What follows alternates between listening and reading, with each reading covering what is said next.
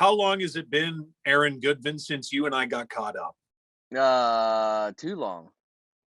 Too long.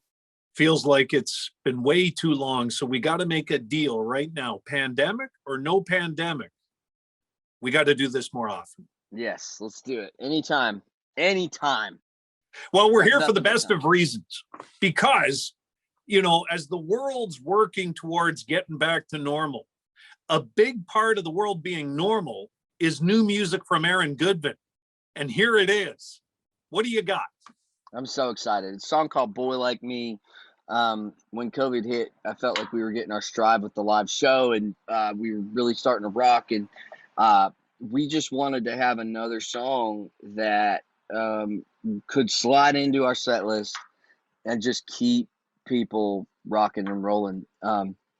We touched on it a little bit with Good Old Bad Days, but I think this song is just next level, and it's really hard to write a tempo song with a great hook and something that people can sing along to, but also still has a lot of meaning and a lot of lyric. And so that's what I try to bring every time I bring a song out to radio is another level and a great lyric and something you can sing along to. So I'm really excited about this one. Song's called Boy Like Me, and I think to really understand what you're telling us in Boy Like Me, I think we need to hear from you about the night you met the girl you ended up marrying. Yeah, I still remember it like yesterday. She thinks that she would say that all these things happened maybe in a different order, or maybe I don't get the story right, but in my mind I get the story right. But we had originally met 6 months prior, which that was back in my drinking days. So I feel like I might have maybe I forgot. Maybe let's just say hypothetically I forgot that we met. But 6 months later, I was coming out of Losers, and she was coming out of a place called Soulshine, and I was supposed to be at another writer's show to watch, a show that she was actually at. They were then moving their party over to Losers, so we had crossed paths in between on Midtown in Nashville. And the guy I was supposed to go see goes, "Have you met Victoria?" And I said, "No, I don't believe I have." And she said, "Actually." And I went, "Oh no," because I immediately thought there's a story that I don't remember that she knows, and this is not good.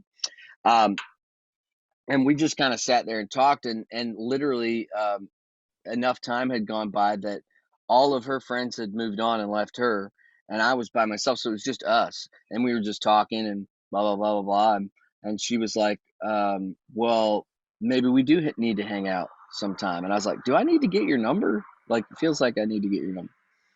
And so she gave me her number, and we went out a couple times. The rest is history. It's been a wonderful ride. I mean, I believe that God puts people in your lives at the right time, and that was definitely one of those times. So. Well, and it seems like that's kind of the springboard to Boy Like Me. What I love about the story as well, if I understand the story right, is that night, I think it was that night, you sent a picture of Victoria to your mother. And I thought, like, we already didn't think Aaron Goodvin was the coolest guy in the world. He meets the girl. Come on, man.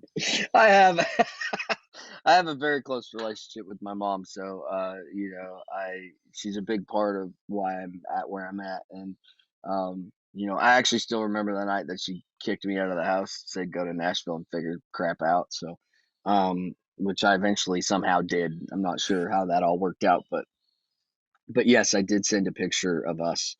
It was actually shortly after that night because she had come to watch me play, and I was like, "Oh, we should get pictures." So I took a picture and I sent it to my mom, and she's like, "Yep, she's the one. Don't screw it up. This is it." Mom knows best. Mama knows best. Absolutely. So tell me how that story and you meeting Victoria, and of course your happily ever after, how did that get us to Boy Like Me? Kind of a roller coaster, but we I think this is the first relationship I've ever been in where we seem to grow together, and help each other out, and we're just kind of better people when we're together. And so uh, this story is about, not foreshadowing it at all, but it just kind of comes from, it's just where everything feels right, and you, as long as you don't try to mess with it, it continues to go right. And so that, there's obviously next steps when relationships happen. And what I love so much about this song is that um, it kind of talks about a long period of time in a 3-minute song, which is also not very easy to do. But it also just has a great hook. And I love this song from the moment I wrote it. I had a gut feeling that I was like, I think this is probably a big hit. And what's funny is my wife's a publisher as well, so I get critiques on songs whether I want to or Boy. don't. And most of the times I don't, because I don't want, not that it's a negative reaction, but I want to keep thinking the song's a hit, and I don't want anybody to mess with that. And but there are certain times where so it was really funny because I wrote this song and I had a feeling about that it was really great, and for whatever reason V was like, yeah, I mean, I kind of get it, blah blah blah. And then we cut it for the record, and she called me and she goes, um when you get that gut feeling, it's right. Like, you should go for it, because you're totally right. This is totally a hit. I don't know how I missed it. And, and like, this is a smash. And so I finally got the seal of approval. So sometimes you just need to go cut the master and make it happen. So. I find it interesting, right? She's a publisher, and take a second, if you will, to explain to the audience what that means in terms of the music business. Yeah, so what her job is to publish songwriters and artist songwriters, and so she has I think 6 now that she kind of manages their catalogs, and takes care of where they're going in to write songs, and what songs they're going to demo, and what songs they want to pitch to major artists. And she's kind of a part of that team. Obviously a lot of artists have managers and everything, but if your publisher really likes a song, it can, make things happen with it.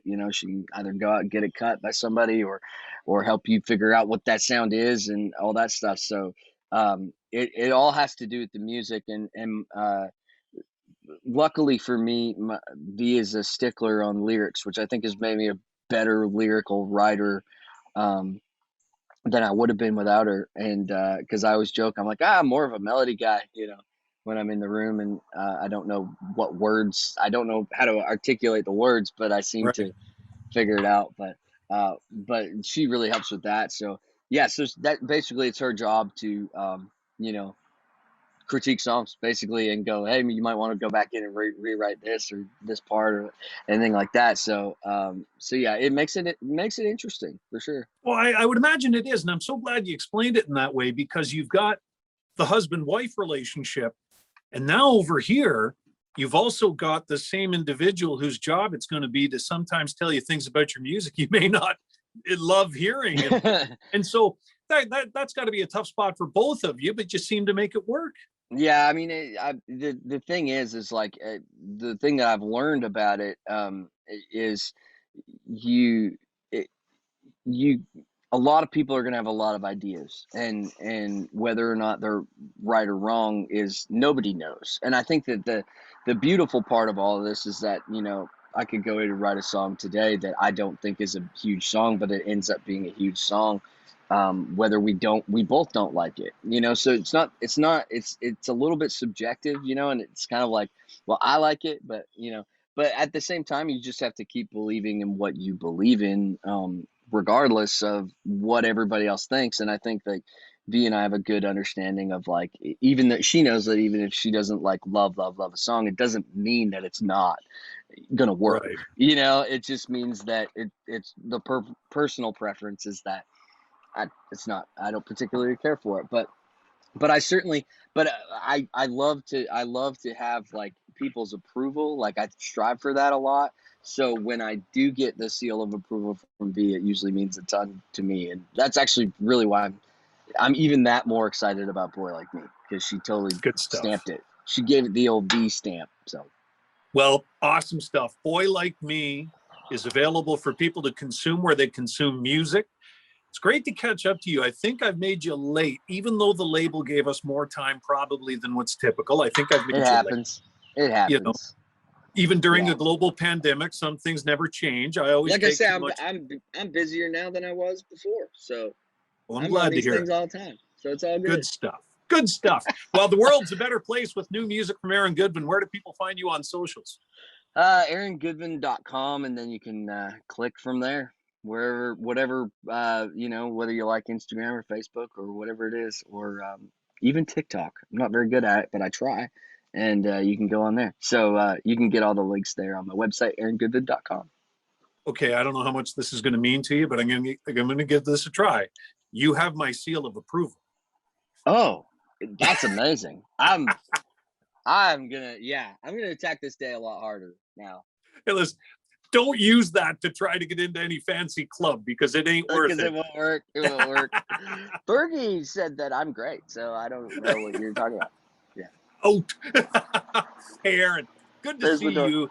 The Good to best to your see you. family. Stay well, and congrats on the release of Boy Like Me. Thank you so much, buddy. We'll chat soon, sooner than later.